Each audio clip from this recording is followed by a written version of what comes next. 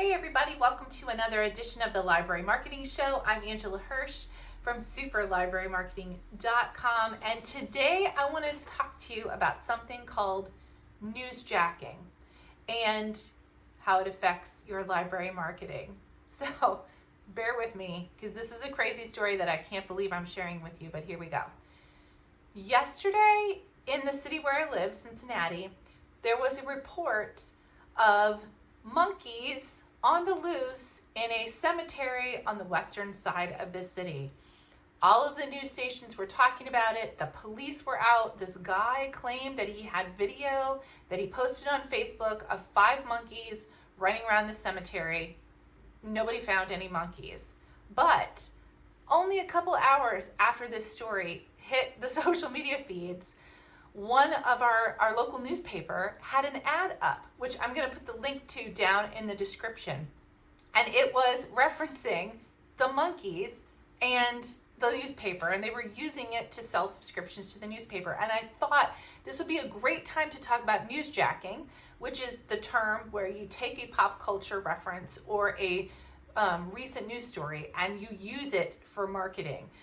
And it does have a place, I think, in library marketing, but it is one of those areas where we want to proceed cautiously. So that's a big introduction for the points I'm going to make about newsjacking. So what happens is you see a story in the news or something happens in pop culture and you go, oh, this is something I can use to market my library. But there are a couple of questions you should ask yourself.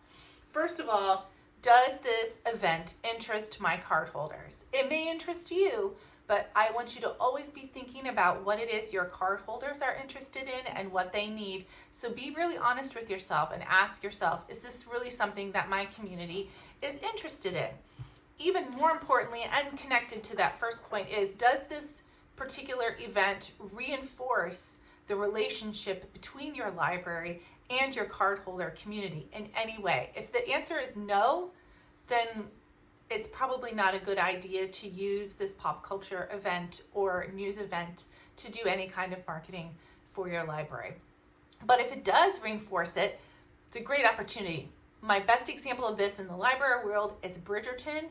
When the series took off on Netflix, so many libraries were using the series to promote the books that, I forget who the author was of Bridgerton, but that she wrote, and then like books that were similar to that.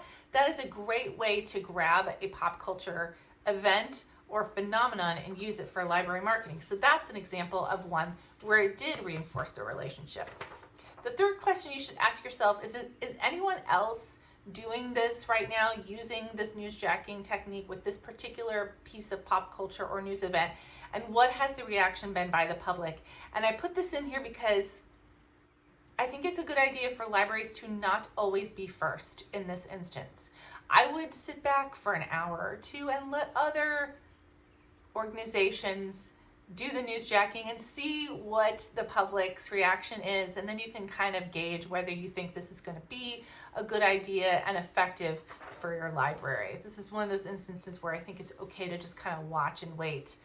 And then the fourth thing I want to tell you is you can actually do a little preparation for these things. They happen.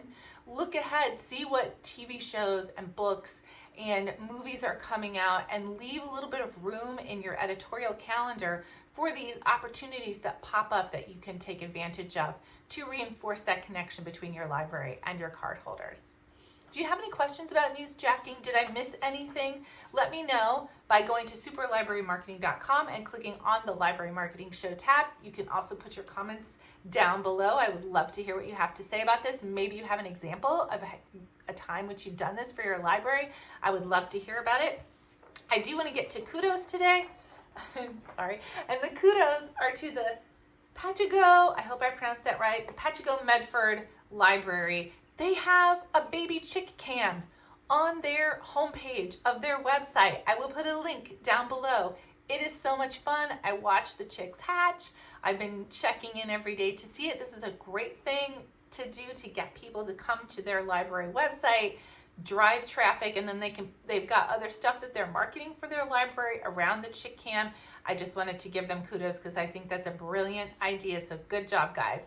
All right, if you have a library that you want to nominate for Kudos, go to superlibrarymarketing.com, click on the Library Marketing Show tab. Make sure you subscribe to my channel and share this video with your friends. That's it for this time. Thanks for watching, and I'll see you next time.